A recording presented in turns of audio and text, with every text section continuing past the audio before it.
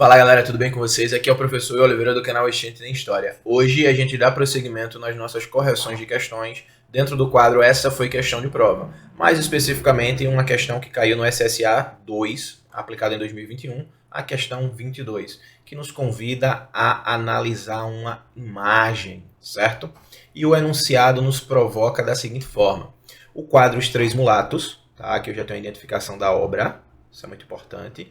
E aqui eu tenho o autor, Andrei Sanches Gauck. Então, o quadro Os Três Mulatos, pintado por Andrei Sanches Gauck, artista de origem indígena, inserido na chamada Escola de Quito, escola essa que misturava nas suas técnicas características europeias e indígenas, ok? Esse quadro ele vai abordar o reflexo da miscigenação étnica e racial, proporcionada pelo comércio de escravos no Novo Mundo, ok? E se caracteriza por evidenciar as seguintes práticas comuns na América colonial. Então vejam só, eu preciso saber quais são as práticas comuns da América colonial que são evidenciadas por essa obra, ok? Vamos lá, letra A diz o seguinte: Guerra Civil e Independência. Apesar da gente perceber que esses indivíduos estão empunhando lanças, a gente percebe que o quadro ele não retrata características de guerra civil ou de processos de independência. Letra B, resistência e relativa assimilação. A gente percebe que resistência e relativa assimilação ela vai dialogar, certo? Com o que a obra do Gauck ela nos traz. A gente percebe que são indivíduos de origem africana, certo? Que estão representados na imagem, mas a gente também percebe que eles trazem elementos, ok? De culturas que não necessariamente são a cultura africana.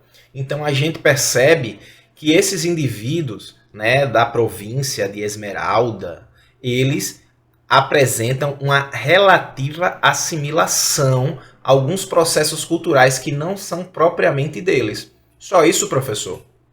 Talvez pelo tamanho da imagem você não consiga perceber, mas o nome dos indivíduos, né, que está pintado na imagem, eles começam com a nomenclatura Dom, que era muito comum a pessoas de determinado status social receberem essa nomenclatura antes dos seus nomes. Então a gente percebe que essa característica também não é de origem africana. Então a gente percebe que há uma relativa assimilação.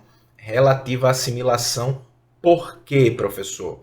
Porque a gente percebe que eles ainda guardam em si algumas características tanto da América colonial, porque a gente precisa saber que a gente está falando aqui de miscigenação étnica e racial, então a gente não vai analisá-los apenas pelas características africanas, mas também pelas características indígenas coloniais aqui da América, ok?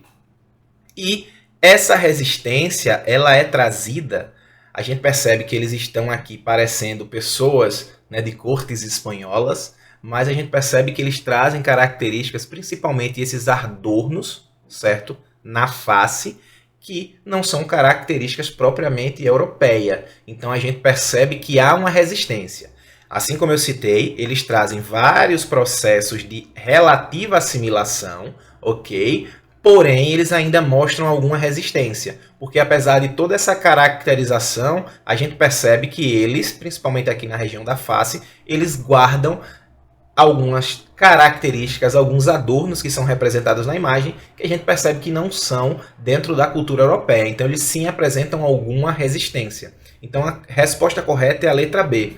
Já pegando o gancho, a gente já exclui a letra C, porque quando eu falo de processo de aculturação, eu estou falando de um processo unilateral. É um processo que não permite resistências, é um processo que não permite relativa assimilação. A aculturação é um processo de sobreposição de culturas, ok? Então, a cultura dominante acaba dominando uma determinada região, o povo, e ela vai sobrepor, vai impor a sua cultura em detrimento da outra, tá?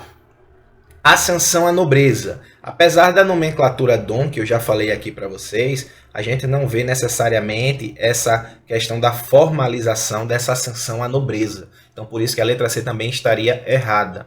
Letra D, confronto e redistribuição de terra.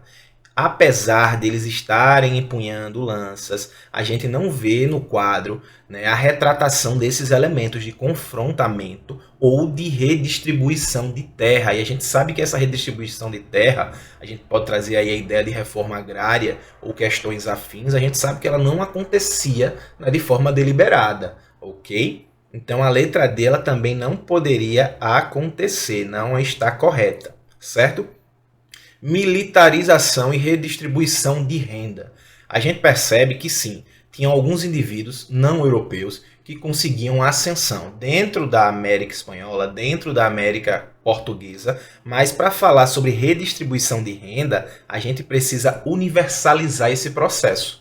E aí a gente sabe que não eram todos os indivíduos que conseguiam esse tipo de ascensão que esses 3 mulatos da província de Esmeralda apresentam na imagem.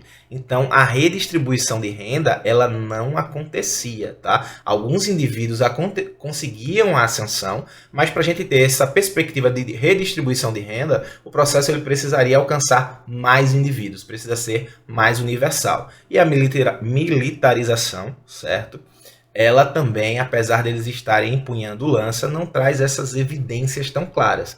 Então, a letra E também não poderia ser, e a questão correta seria a letra B, a alternativa correta seria a letra B, que apresenta ali a característica de resistência e relativa assimilação, ok? Espero que vocês tenham gostado dessa dissecação da questão. Não esqueçam de nos seguir, compartilhar, se inscrever no canal aqui no YouTube e também dar uma conferida na nossa página no Instagram, @oxentetemhistoria. Um forte abraço e até a próxima correção.